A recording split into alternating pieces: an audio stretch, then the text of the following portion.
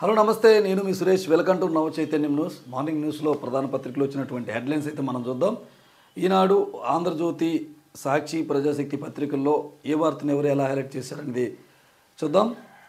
ముందుగా ఈనాడులో బ్యానర్ వార్తగా అమెరికా సెగలో భారతీయం, న్యూయార్క్ మేయర్గా మమ్దాని, చరిత్ర సృష్టించిన జోహ్రాన్, పలుచోట్ల రిపబ్లికన్లకు ఎదురుదెబ్బ, భారత సంతతి నేతల ఘన విజయం, వర్జీనియా లెఫ్టినెంట్ గవర్నర్గా మన హైదరాబాదీ హష్మి,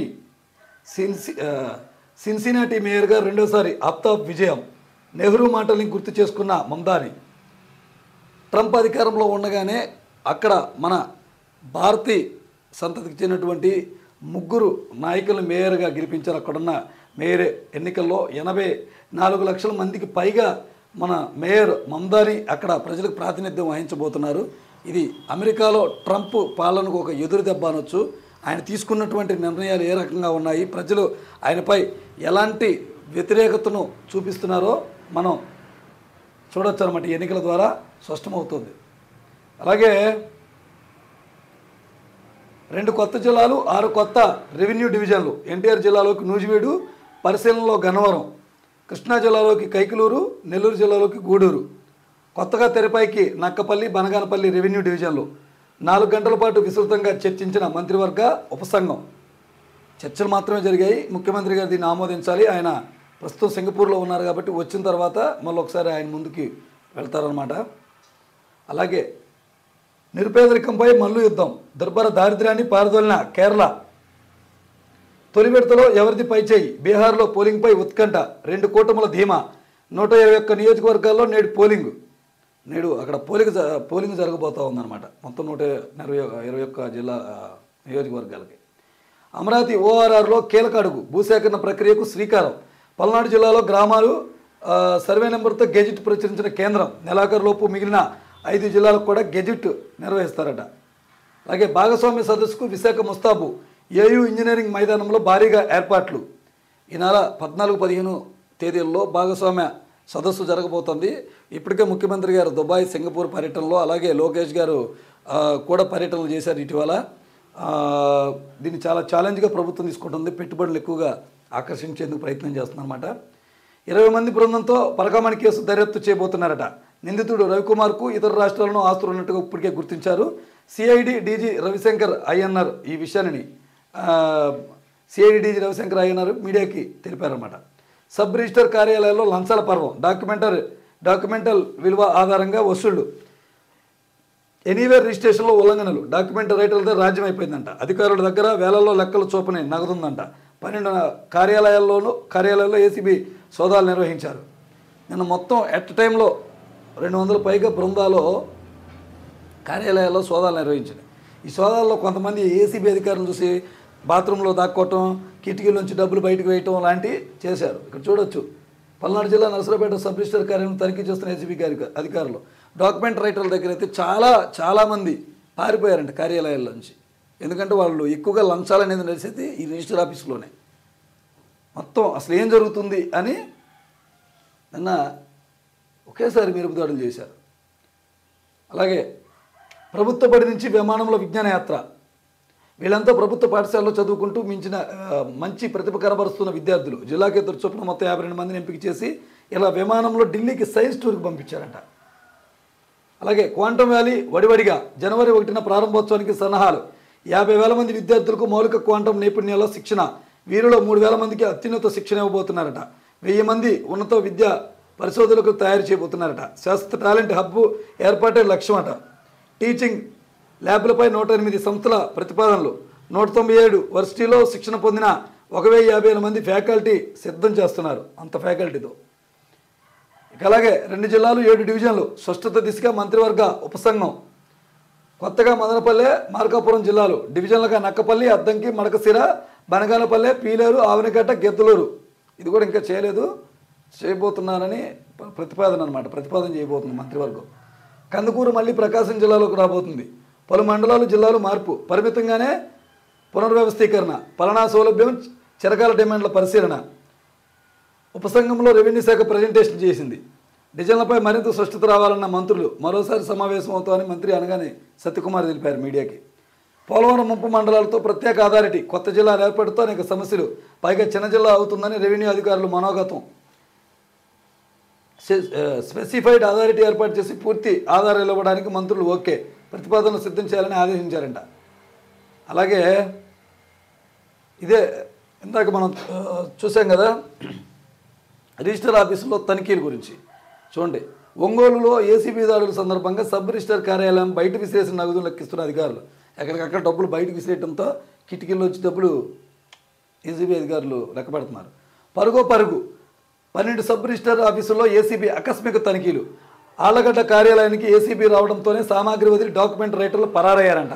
అలాగే ఒంగోలు డబ్బులు విసిరేసిన కొందరు వాష్రూమ్ నుంచి నగదు స్వాధీనం కూడా చేసుకున్నారంట. లంచం ఫిర్యాదులు ఎక్కువ అవడంతో జూలు విధిల్చిన ఏసీబీ అధికారులు. తలుపులు మూసి సెల్ ఫోన్లు తీసుకొని రాత్రి వరకు సోదాలు. ఉలిక్కిపడ్డ ఎస్ఆర్ఓలు.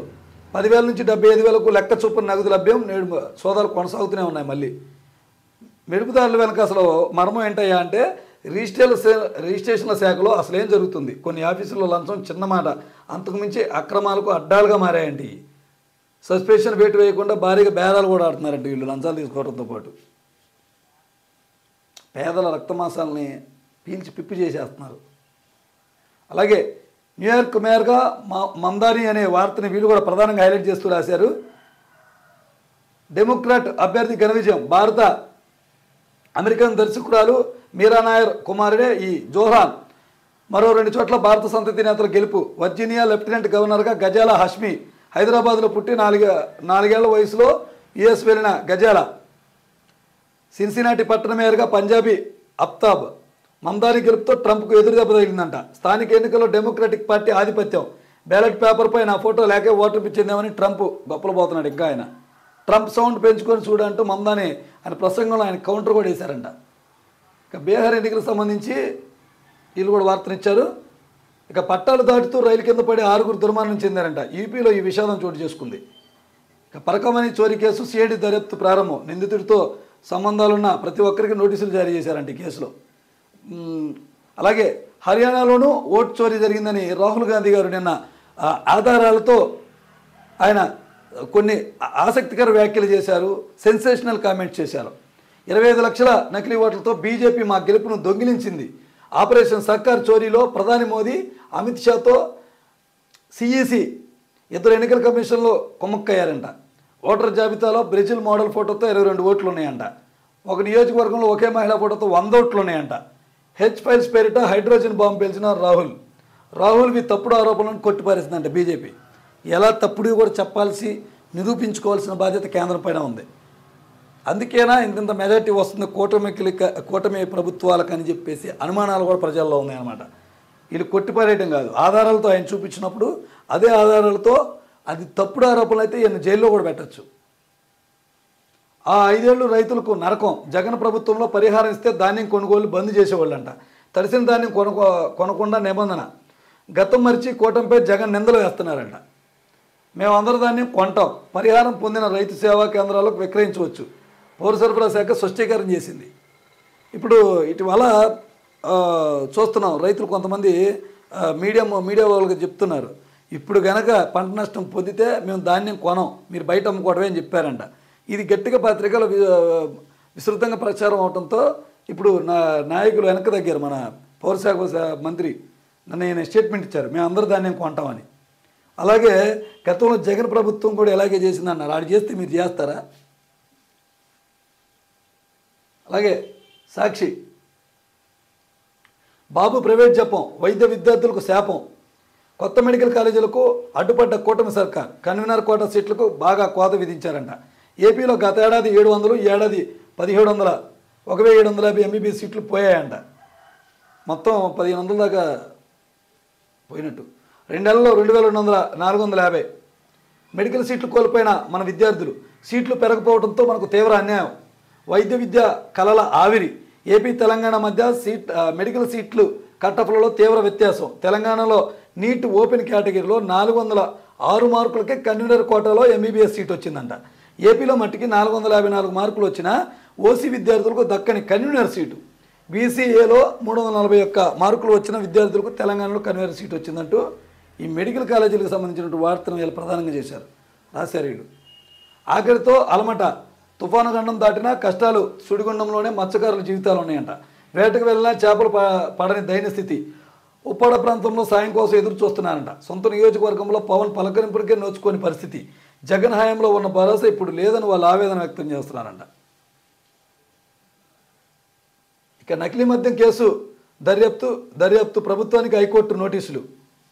సిఎస్ హోంశాఖ ముఖ్య కార్యదర్శి డీజీపీకి జారీ చేసిన న్యాయస్థానం. సిబిఐకి ఇవ్వాలన్న జోగి రమేష్ పిటిషన్పై స్పందించిన కోర్టు పూర్తి వివరాలతో కౌంటర్ దాఖలు చేయాలని ఆదేశం. ఈ నెల 12 తదుపరి విచారణ. ఇక్కడ సిట్ ఏర్పాటు చేస్తే సిట్ అనేది ప్రభుత్వం సిట్ అంటే కూర్చుంటుంది, లెగుస్తుంది. కాబట్టి సిబిఐకి అప్పచెప్పాలని మొదటి నుంచి వైసీపీ కోరుతా ఉంది. ఇప్పుడు ఇది విచారణకి ప్రభుత్వానికి కోర్టు నోటీసులు పంపింది. ఇది ఎందుకు ఇవ్వకూడదు ఏంటి అని. అలాగే న్యూయార్క్ మేయర్గా మమదాని అనే వార్తని వీళ్ళు కూడా ప్రధానంగా రాశారనమాట.